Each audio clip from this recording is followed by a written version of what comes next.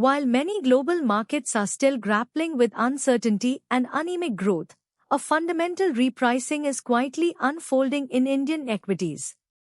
The recent 1,000-point surge on the Sensex isn't just a daily blip, it signals a deeper, structural shift. Institutional capital is increasingly recognizing India's distinct insulation and long-term value proposition, driving a re-evaluation of its market fundamentals. This matters because it transcends short-term catalysts, indicating a robust underlying economic narrative. Here's what's truly driving this momentum. India's core economic moat is deepening, rooted in unparalleled demographic dividends, a rapidly expanding digital infrastructure, and a resilient domestic consumption story. Unlike export-driven economies, India's growth engine has a significant internal component, offering a buffer against global trade headwinds. This insulation provides a strong value proposition for long-term asset allocators seeking diversification and genuine growth.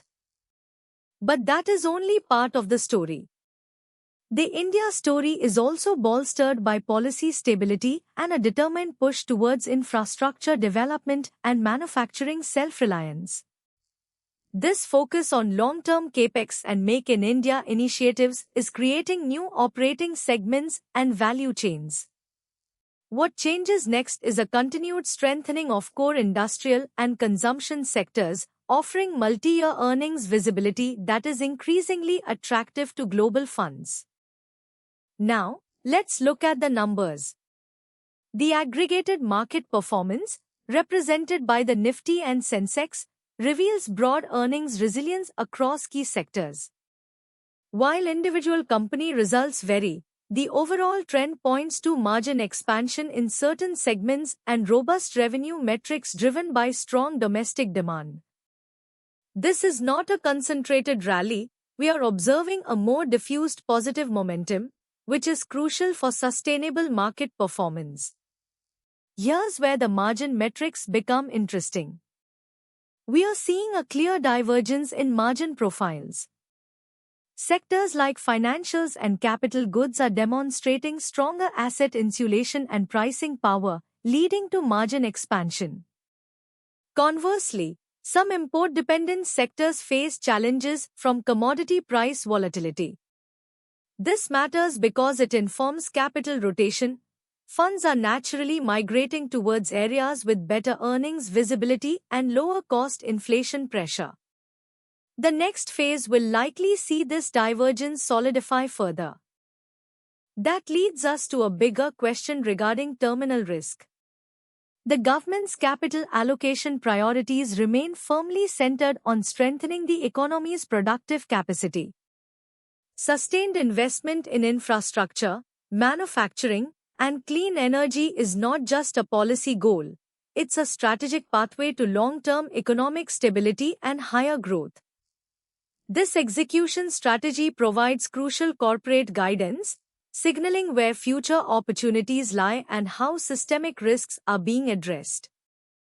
The Reserve Bank of India, or RBI, is also playing a critical role, balancing inflation management with growth support.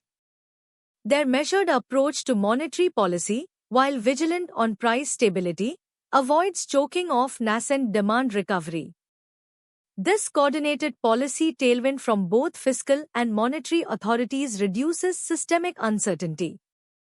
What changes next is the continued fine-tuning of these policies, which will be critical for maintaining liquidity and fostering a stable investment climate. Now look at how the broader sector is reacting. India's relative strength is undeniable, especially when viewed against global liquidity shifts. Foreign institutional investor, or FII, flows, while sometimes volatile, show a clear underlying trend of allocation to Indian equities as a de-risking strategy against broader geopolitical and economic uncertainties. This matters because it validates the structural investment thesis, providing sustained demand recovery for quality assets. Breaking down key sector tailwinds, we see financials benefiting from credit growth and asset quality improvements. Industrials are riding the government's capex wave, while consumption, particularly discretionary, is showing robust signs of recovery. These sectors are becoming increasingly attractive for capital rotation.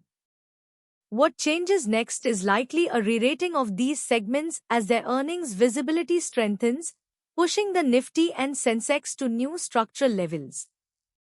However, no market is without its vulnerabilities. Inflationary pressures, particularly from crude oil prices, remain a significant systemic headwind. India's reliance on oil imports makes it susceptible to global supply shocks, which can impact corporate margins and consumer spending. This matters because prolonged high inflation could trigger tighter monetary policy, potentially slowing the demand recovery we've observed. We must monitor this closely. Geopolitical risks also introduce an element of uncertainty. While India has shown remarkable resilience, heightened global tensions can lead to capital flight or disrupt supply chains, impacting export-oriented sectors. Regulatory pressure in specific industries also warrants close attention, as policy shifts can alter competitive landscapes. The bigger question is how resilient India's domestic growth engine proves against these external shocks in the coming quarters.